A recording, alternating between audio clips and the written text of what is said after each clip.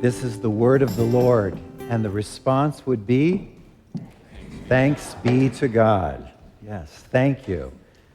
Sam, I want you to know that what you just said is the sermon for the day. No matter what I say to you, don't forget what Sam said. An authentic prayer of authenticity and heartfulness behind that was our sermon. So let this just be an addition to what you have already heard. And just this morning, I was reading in the Psalms, and it says, give thanks to the Lord, give praise to him. Praise the Lord with on the cymbals and the lyre and the banjo, of course. So thank you. Yeah.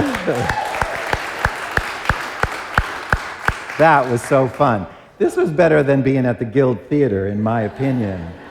So thank you, Pat, and thank you, worship team. That was just what you offered us today. Can we all just leave? Let's just all leave now. We're done. Oh, but during this last 40 days of Lent, leading up to the celebration of Christians' highest holiday, which is Easter, every Sunday, we are resting in the Psalms of Restoration. And Eugene Peterson wrote a book many decades ago called Answering God. And in it, I love just this powerful claim that he makes about the Psalms. His quotes, prayers are tools, but with this clarification, prayers are not tools for doing or getting, but for being and becoming. Sam, that was your prayer in your journal. At the center of the whole enterprise of being human, prayers are the primary technology. If we wish to develop the life of faith to mature in our humanity and to glorify God with our heart, mind, soul, and spirit, the Psalms are very necessary. We can't bypass the Psalms. They are God's gift to train us in prayer that is comprehensive and honest. The Psalms are necessary because they are the prayer masters, and we apprentice ourselves to these masters. That is a powerful claim about the book of Psalms. I have always been enriched and encouraged by Eugene Peterson's embrace of our raw humanity, and that he has come to this conclusion, basically, by learning and studying the sacred prayers that have left us in the Psalm, that God left us in the Psalms, that don't leave out any of the emotional parts of us that struggle with things that might seem unacceptable. And please don't forget that the real power behind the book of Psalms, the superpower of the Psalms, was that they were poetic prayers put to music, as we experience today. Worship. In N.T. Wright's book, which has become sort of a classic called A Case for the Psalms, he states in there that he believes that Jesus and his disciples and his followers and the Apostle Paul probably all memorized. They had those Psalms memorized. And I know that can be very hard to believe, given that we have such a hard time memorizing sometimes only a portion of them. But keep in mind, this was their Sabbath worship hymnal. Every Sunday, if you sang these Psalms every Sunday to music, you too would remember them. They would eventually connect to your memory. You would log them, and you would memorize them. Not because you had tried, because the music would have beat it into you. A crazy example I would use, if I ever hear the song, play that funky music, White Boy, I am in a particular place at a particular time in my life in a very joyous celebration, right? I don't know where you went with that, but let me give you one other very silly example, and I'm taking a risk with this, so if it doesn't work, we'll just edit it right out of the sermon, and we won't put it on the website. But it displays the power of music. Join me as soon as you know the words to this song. Bye, bye, Miss American Pie drove my to the, but the, And I'll bet you know a number of those stanzas besides the beginning of that song. And it's not because that makes sense or that you would remember it. It's because the music locked it in. So let's just open ourselves to realize it's like they really did memorize them. It was easier for them. Okay? And today we have the opportunity to enjoy one of the most encouraging songs out of the 150 collection. And if you've ever felt yourself caught in the tension between trying your best to trust God and yet at the same time really struggling with your own honest fears about the situation that you're facing, this psalm is for you. It's written for you. I like to think of Psalm 27 as these phrases: trusting through the fear. Similar to what we have come to know as that phrase that we sort of recognize that says pushing through the pain. It's like there's a reality to trusting through our fears. Not eliminating fear, living with it in reality, in the rawness of how it affects us, but nonetheless truly trusting God in spite of it. And the last stanza of Psalm 27 sort of sets a key insight into what the whole thing is about. At the very end, this is what it says. Say it with me. Wait for the Lord. Come on. Be strong and take heart. Is it up there? Yeah. And wait for the Lord. In Hebrew, waiting means to expect or to keep hoping, keep expecting. And so the whole purpose of all these stanzas in this song is keep expecting, keep hoping, keep trusting God. It's written to encourage us. So let's watch how this plays out. It begins with an extremely bold beginning. It's so bold it almost feels like macho bravado, okay? Here it is. The Lord is my light and my salvation. Whom shall I fear? Yeah, you can read it with me. The Lord is the stronghold of my life. Of whom shall I be afraid? When the wicked advance against me to devour me, it is my enemies and my foes who will stumble and fall. Though an army besiege me, my heart will not fear. Though war break out against me, even then I will be confident. And because it starts so boldly with this bold statement, if you're in a bad place of struggle today, you can think without going further that this psalm is not for me. This person's got it all together. This person doesn't have any fears. This person isn't struggling with their faith right now. And that's exactly the opposite of what the rest of the psalm is about. It begins with confidence, and it's almost like from his past or her past. It's like, I have seen God's goodness. I have experienced God's faithfulness, and I will declare that. But then immediately the author turns toward, and I'm still afraid. And here's how I'm afraid. Look at the next, a few years ago, we were doing a series where we were asking people to share stories about times in their life where they were struggling with their faith in God, struggling to trust God. And people shared some amazing faithfulness of God. It was encouragement. But the feedback I got from the congregation was, I long for a story where the person is still struggling. These are wonderful encouragements, but they all knew that they knew the outcome, and they knew the outcomes were good, and thus they're willing to share it. And they said, could you please find more stories where people are willing to share when they're in the middle of the pain, when they are sincerely trusting God, but the outcome is completely unclear, and they don't know if it's going to be a great story or a really sad story. Sam, that's sort of how I experienced your prayer. It's like you gave us a story in the middle of your struggle, which is a massive gift in a culture that has to have it all together when they finally tell the story. Like, this is a tremendous gift. Thank you for breaking that open. That's what the Psalms do. They allow us to be raw. They allow us to express our emotions. And this, even just Let's look at one other stanza in here where that kind of depicts where this person is at. Hear my voice when I call, Lord. Be merciful to me and answer me. My heart says of you, seek his face. Your face, Lord, I will seek. Don't hide your face from me. He's worried. She's worried. Like, these are prayers of like humility. Very different than this confident. It's all together. Do not turn your servant away in anger. You've been my helper. Don't reject me now or forsake me, God, my Savior. And even though my father and mother might forsake me, the Lord will receive me.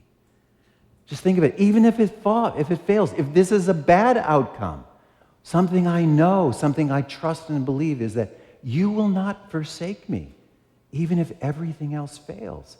Doesn't that sound like the words of Jesus that says, I will never leave you and I will never forsake you? And finally, here's one last example of a posture of humility in this psalm. Teach me your way, O Lord. Lead me in a straight path because of my oppressors. Don't hand me over to the desire of my foes. For false witnesses have risen up against me, and they spout malicious accusations. This is actually considered to be like a court of law. I remain confident of this. Again, reminding us that we do have this confidence, that I will see God's goodness in the land of the living, no matter how this goes. During the years, Psalms work their way into us in very personal ways. I just want to give you a few examples of how the Psalms really can get, like, this is part of our spiritual maturity process of growth. This is how our transformation happens. This is also an example of how you can use the Psalms to become part of your spiritual life story, okay? Let me give you just a few personal examples. During the years, in my younger years, when I was in and out of the hospital for about 4 years, there were 2 Psalms that locked in for me. One was Psalm 30, which was, you have turned my mourning into dancing. You have put off my sackcloth and clothed me with gladness. The other one was Psalm 34. I will bless the Lord at all times. His praise will continually be in my mouth. My soul doth make its boast in you, Lord. The humble will hear thereof and be glad. Oh, magnify the Lord with me, and let us exalt his name together. For I sought the Lord, and he heard me and delivered me from all of my fears. These are Psalms that got into me in the middle without an outcome, in the middle of the problem, not at the end of the story when I didn't know what it was going to turn out to be.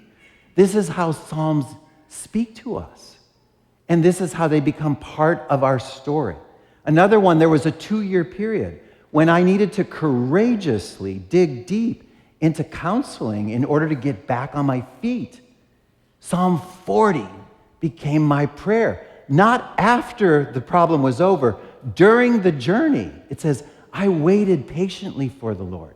He heard my cry. He lifted me up out of the mud and the mire. He lifted me out of the pit. He set my feet on a solid rock and strengthened me as I walked along. And many will see this and fear the Lord and put their trust in him. This is how the Psalms get into you, in the middle of the problem, not when everything is over and nicely tidied up.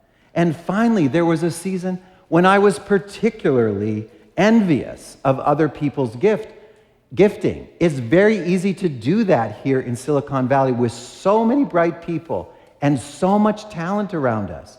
It is very easy to get into the comparison mode that is so unhealthy but so real. And I had become envious of this. I remember Psalm 39 stuck with me. Let me just look a quick second. For you created my inmost being. You knit me together in my mother's womb. I praise you because I'm fearfully, wonderfully made. And when I heard it in the New Living Translation, that's when it hit me. Listen to this one. Same verse. You made all the delicate inner parts of my body, and you knit me together in my mother's womb. Thank you for making me so wonderfully complex. Your workmanship is marvelous. Have you ever thought that God rejoices over your internal complexity that you think is a detriment, and God can use it for good? Embrace them. Let them speak to you. Don't worry if you know the whole thing. Don't worry if you know it by heart according to the verses that you read. Let it sink into your spirit. Give it your own words. That's what the Psalms allow us and give us permission to do. So let's end today by resting in the final portion of Psalm 27 that was read a little earlier. And this powerful, amazing worship team can come up at this time while I'm finishing up, okay? Let's read this together. One thing I ask from the Lord, this only do I seek, that I may dwell in the house of the Lord all of my days, to gaze on the beauty of the Lord and to seek him in his temple. For in the day of trouble, he will keep me safe in his dwelling. He will hide me in the shelter of his sacred tent and set me high upon a rock. Now think about it. This author begins with, of this I am confident. My enemies will be devoured. You are my light and my salvation. And these are true statements. But listen to this. He's talking about being hidden now, right? He's talking about hiding within a walled city and a walled temple and hiding with God. God is hiding me, and that is how I am being held safe. You hear the humility. It starts off where we judge it as like, this doesn't belong to me. And the whole song belongs to all of us. Yesterday, I had the privilege of going with friends and walking a 14.5-mile stretch of the Camino de Sonoma pilgrimage up in Napa. Yesterday, Napa became my temple. Napa became my sanctuary, my place of refuge. Not a walled building, but rather an unwalled sanctuary of God's untethered, unconfined presence. This is what the psalmist desires. It's like, I need your presence. I just happen to find it in the temple, but what I'm seeking is you to meet with me. A place of refuge in God's vastness and greatness. And this was my reminder, this next picture, that God was my rock of safety. The last line in this is, he will set me high upon a rock. And when I saw this yesterday, I took a picture and said, God, it is in you that I am stable. It is in your promises that I'm stable. It is in your faithfulness that I am stable. And as I walked those miles with friends, and quietly, my mantra prayer was, the Lord is my light and my salvation. Whom shall I fear? The Lord is the strength of my life. Of whom shall I be afraid? The Lord is my light and salvation. Whom shall I fear? The Lord is the strength of my life. Whom shall I be afraid? Allow it to get into you. Where could you go today to find a place of refuge with God? It might not be here. This might not be a place where you feel or sense that refuge. But where do you feel safe? Where can you lay everything down in your raw humanity and be 100% honest with God? and allow God to address your fears. God has a place for you today, and God may equally have a person who God would like to encourage you to experience God's refuge today. Sometimes it comes through spaces, sometimes it comes through people, and most of the time it comes through both while you're waiting. So say these final words of the psalm with me again today. Wait for the Lord. Be strong and take heart, and wait for the Lord.